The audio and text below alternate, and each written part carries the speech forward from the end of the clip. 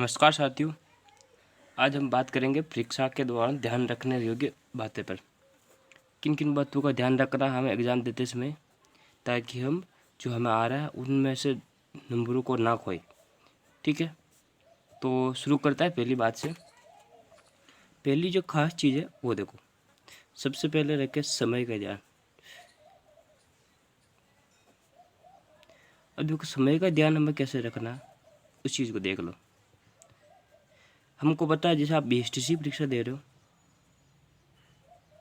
या आप पीटीटी की परीक्षा दे रहे हो, पीटीटी बीएड वाली पीटीटी या फिर नॉर्मल वाली पीटीटी जो 2 साल की होती है। ठीक है, इनमें दोस्तों टाइम होता है 3 घंटे का। 3 घंटा मतलब 3 घंटा मतलब 180 मिनट। अच्छा, 180 मिनट तो है, पर इसमें प्रश्न कितना आते हैं? प्रश्न आते हैं 200। ठीक है, अब देखो इसमें ध्यान क्या रखना, खास ध्यान ये रखना, 200 प्रश्न करना है आपको 180 मिनट में। ठीक है, 20 मिनट का अंतर तो ऑलरेडी है ही। मतलब 20 मिनट, 1 मिनट का आप एक क्वेश्चन भी करो तो भी 20 मिनट का अंतर तो यहीं पे हो जाता है। फिर आपका 5-10 मिनट आपका वो कॉपी भरने में लग जाता है, रोल नंबर वगैरह लगाने में, और 5-10 मिनट पहले वो ले लेते हैं ऐसे ही। कहीं कहीं पे मेरे साथ ऐसा ही हुआ, 5 या 10 मिनट पहले वो कॉपी ले लेते हैं ताकि सबकी इकट्ठा कर ले, उनके सिर से बाहर उतरे इसलिए। तो आप मान लो नॉर्मल आधा घंटा, अब आपको आधा घंटा एडजस्ट करना है पूरे 200 प्रश्नों को आप लगभग 150 मिनट में करना। ठीक है, 150 मिनट में करना।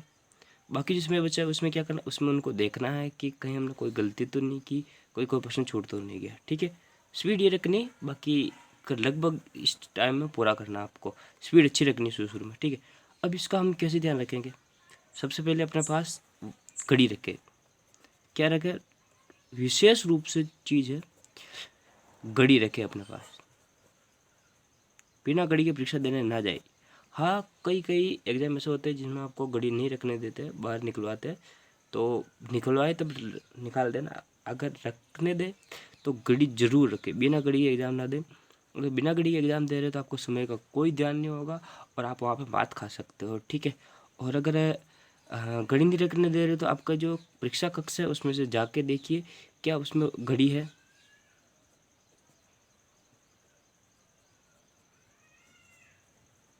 अगर नहीं है तो आप परीक्षक को कहिए, एग्जामिनर को कहिए कि आप घड़ी लगाइए, आपको घड़ी ले जाने की छूट दे, तो उनकी व्यवस्था करेंगे। अनिवार्य है परीक्षक में घड़ी रखना। ठीक है, इसे आप अपना एडजस्ट कर सकते हो। एक तो पहली बात तो ये हो गई। दूसरी बात,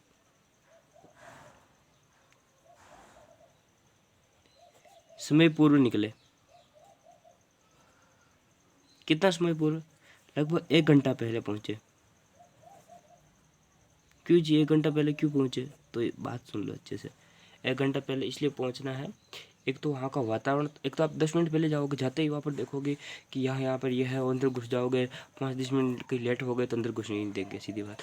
दूसरी बात, यहाँ पर आपका क्या होता है, आपके जो डॉक्यूमेंट है ना, डॉक्यूमेंट वेरिफिकेशन होता है। डॉक्यूमेंट वेरिफिकेशन में कितना टाइम लगता है वो आप देख सकते हैं, वहाँ की फैकल्टी पर डिपेंड करता है वो कितनी जल्दी डॉक्यूमेंट वेरिफिकेशन करे।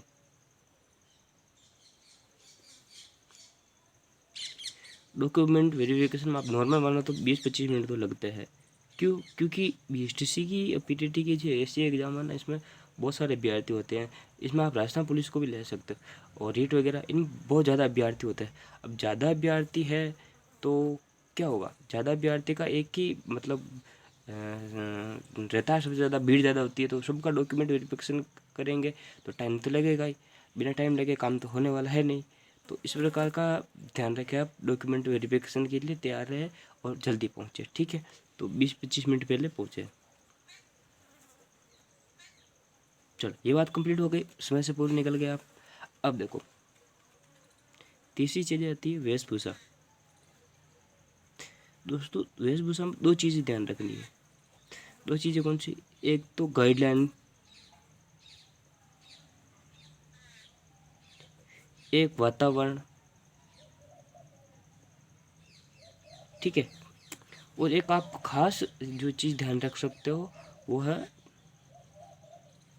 शरीरानुकूल।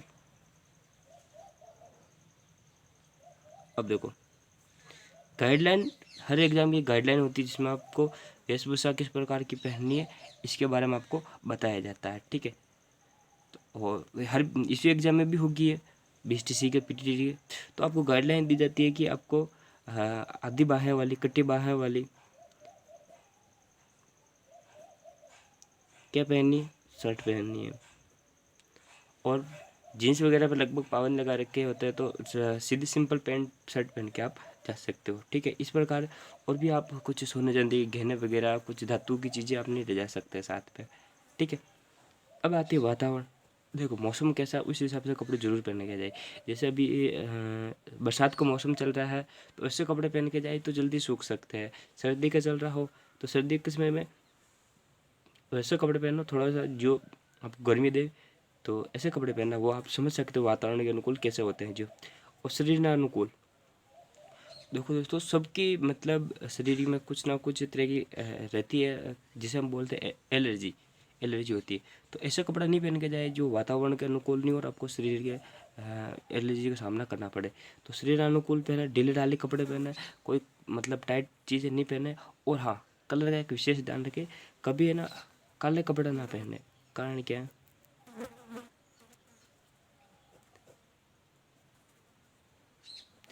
दोस्तों काले कपड़े में एक तो ये माना जाता है कि इसमें गर्मी ज़्यादा होती है, पहली बात तो ये।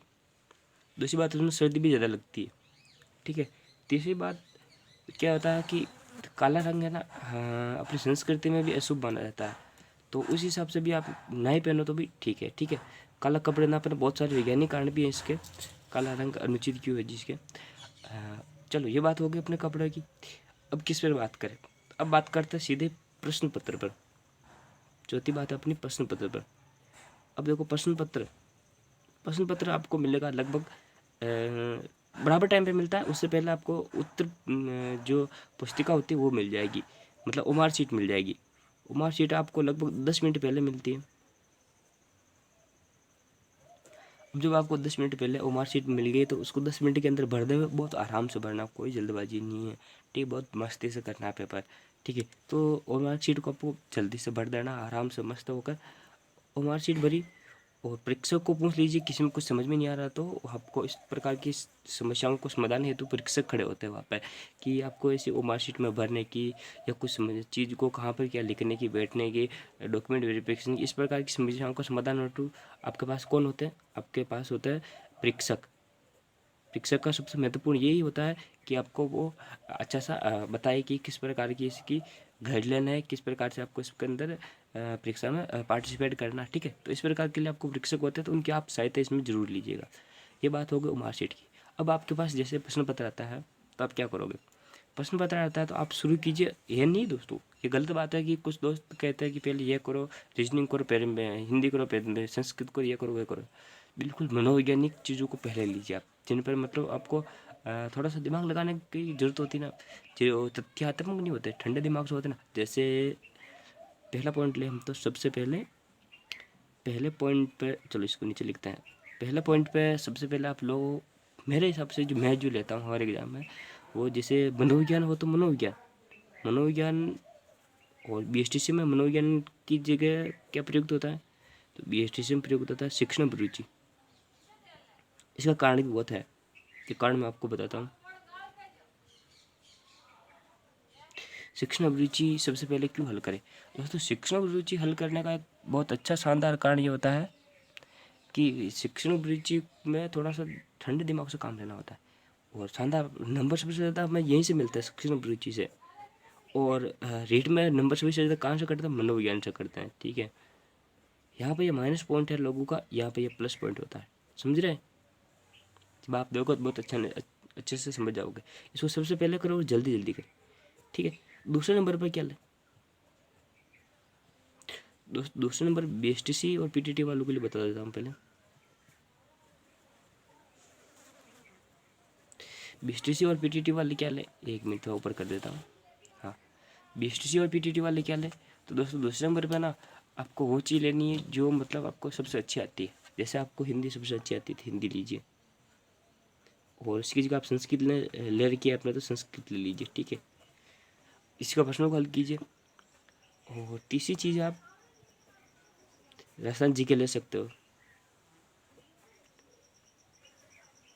ठीक है। राजस्थान जी के ले सकते हो, या आप रीजनिंग भी ले सकते हो। मेरे मानो तो रीजनिंग कौन से नंबर पर लो, चौथे नंबर पर लो, और उसके लिए कितना टाइम निकालो, 1 घंटे का। 1 घंटे का फिक्स, मतलब 2 घंटे का, सॉरी 3 घंटे का टाइम होता है, उसमें 1 घंटे का टाइम किसके लिए, रीजनिंग के लिए। कितना, 1 घंटा। कितने प्रश्न होते हैं, 50 प्रश्न होते हैं। 1 घंटा में कर सकते हो, नहीं कर सकते हो, आप पहले एक बार क्वेश्चन करके देख लेना कि आप पुराना पेपर लेना, उसको हल करना कि कितना टाइम लगता है। जैसे लगभग जो मान लें दोस्त, 1 घंटा 20 मिनट ले लेना, आप साइड में निकाल लेना इतना टाइम। अगर आपको लगता है कि ऐसे सेट नहीं हो रहा, तो इसको एक काम करना, 1 घंटा 20 मिनट को आप यहाँ पर रख देना, सेक्शन ऑफ रीजनिंग को दूसरे नंबर पर कर देना। आपको रीजनिंग में ज़्यादा दिक्कत आती है तो, क्योंकि ये दोनों चीज़ें ना आपका प्लस पॉइंट होती है यहाँ पर आप बराबर बराबर नंबर ला सकते हैं इन दोनों चीज़ों में, और खास तौर पर रीजनिंग में। सेक्शन ऑफ रीजनिंग में भले आप थोड़ी बहुत मिस्टेक कर सकते हो, पर इसमें नहीं करोगे, ठीक है। तो ये बात हो गई इसकी रीजनिंग और इनकी। अब प्रश्न पत्र करते टाइम, जैसे आप प्रश्न पत्र कर रहे हो, ये तो करने से पूर्व की जो चीज़ें हो गई वो हो गई। अब देखो आपको प्रश्न पत्र कर रहे हो, तो पांचवी बात क्या है, प्रश्न करते समय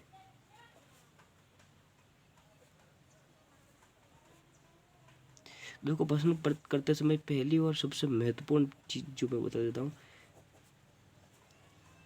किसी भी प्रश्न को छोड़कर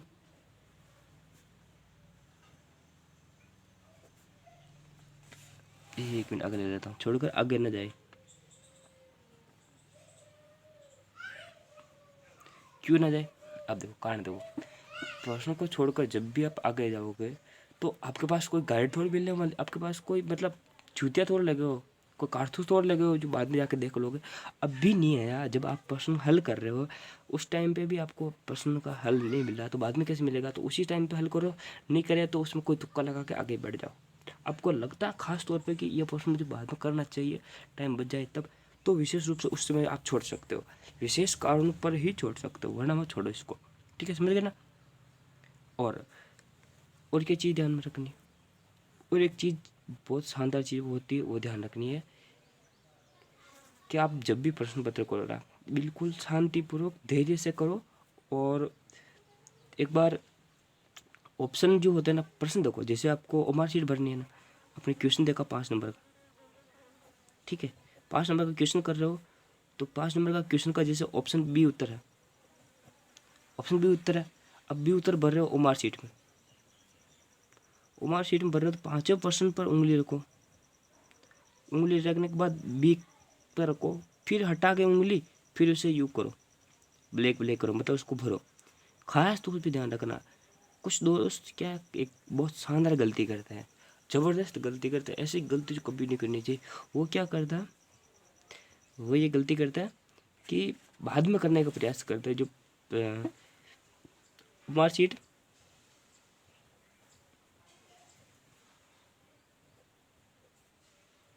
बाद में ना भरे। कैसे, ये गलती कैसे होती है, वो देखो, जैसे ही आपके पास मार्कशीट आई, प्रश्न पत्र आया, आप प्रश्न पत्र हल किए, लगभग 20 प्रश्न पत्र हल किए, और फिर 20 को एक साथ उतार दिया, नोट कर लिया, ठीक है, तो वो बाद में भर देता है। उसमें गलती क्या होती है, जैसे आपसे एक प्रश्न गलत हो गया, आप 5वां प्रश्न कर रहे हो, आपका चौथे प्रश्न से आपने भरना शुरू कर दिया, आप चौथे से 20 तक भरोगे, मतलब 24 तक, बंटा डार हो गया। कितने प्रश्न गए, 20 प्रश्न, कितने नंबर गए, 60, 60 नंबर आप अच्छे से लेकर डूब जाएंगे आपको, समझ गए ना। तो कभी भी ये गलती ना करें, कैसे भरे, साथ साथ में भरे प्रश्न, हल करते समय ही भरे, समझ गए बात को, प्रश्न हल करते समय ही भरना है, बाद में नहीं भरना है। ये गलती नहीं करोगे ना, नहीं करोगे ना, नहीं करनी, समझ गए।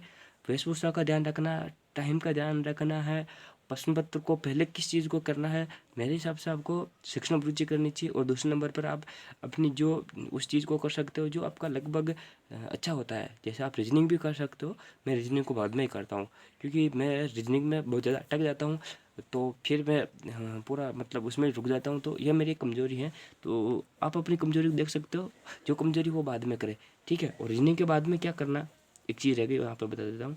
मैं सबसे अंत में करता हूँ इंग्लिश। आपको जो भी सबसे कम आता है वो सबसे अंत में कर ले। क्यों? आता ज़्यादा तो कुछ है नहीं इंग्लिश में, बिना अंग्रेजी के हम तो पास हुए BSTC में। आपको भी अगर इंग्लिश नहीं आती है तो सबसे बाद में करें, और अच्छे से आती है तो जल्दी करने का प्रयास करें। जिनको भी अंग्रेजी अच्छी आती है उसे जल्दी करने का प्रयास करें। और बहुमत उन लोगों का है जिनको अंग्रेजी अच्छी नहीं आती, तो अंग्रेजी बाद में करें। और सबसे पहले देखें कि कौन कौन से प्रश्न आ रहा है। जो जो आ रहा है उनका सही से उत्तर देख लो, अनुमान लगा के देख लो। और फिर लास्ट में कुछ नहीं आ रहा तो फिर तुक्का लगा दो, जैसे BBB CCC, 10 में से 2 तो 3 तो सही हो जाएंगे, तो उसे भी नंबर मिल जाएगा, क्योंकि माइनस मार्किंग तो है नहीं। समझ गए बात को? चलो एक चीज़ और, लास्ट चीज़ चर्चा कर लेते हैं आपसे। लास्ट चीज़ क्या है? तुक्का लगाना। अब तुक्का कैसे लगाए? कुछ सारे प्रश्न थोड़ आते हैं, सारा प्रश्न नहीं आता है, तो एक चीज़ ध्यान रखे, तुक्का लगाना भी पड़ता है भाई। हर बार बिना तुक्का लगाए भी काम नहीं चलता, तुक्का लगाने से भी कई सारे सिलेक्शन हो जाता है। तो ये कैसे करें? देखो ये कैसे करना, बिल्कुल शानदार सी बात बताता हूँ। जैसे ऑप्शन से तुक्का लगाए। ऑप्शन से तुक्का कैसे लगाए? 1 मिनट